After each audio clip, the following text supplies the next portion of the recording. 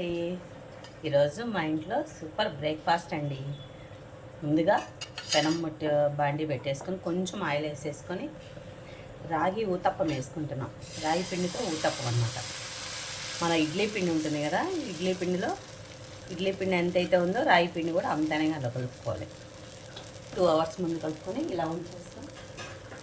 మీకు కావాల్సినంత మందం వేసుకొని కొంచెం ఇలా ఒక 5 minutes ఇలా పెట్టి చూడండి. 1 minute తర్వాత అలా రోస్ట్ అయిపోయింది.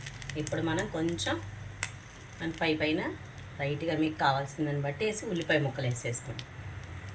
చాలా మంచిదండి. మనం ఇట్లా దోశ ఇడ్లీలు వేసుకున్నప్పుడల్లా వేసేసుకుంటే చాలా మంచిది హెల్త్కి. పచ్చిమిర్చి ముక్కలు కొంచెం పైన క్యారెట్, అల్లం ముక్కలు, ఫైనల్గా జీడిపప్పు.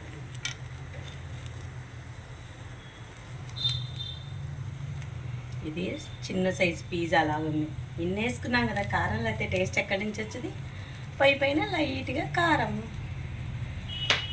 వేసాక ఇంకా దానికి ఇంకో టేస్ట్ ఏంటి? నెయ్యి. ఇంక ఇప్పుడు సూపర్ ఉంటుందండి ఈ భలే టేస్ట్.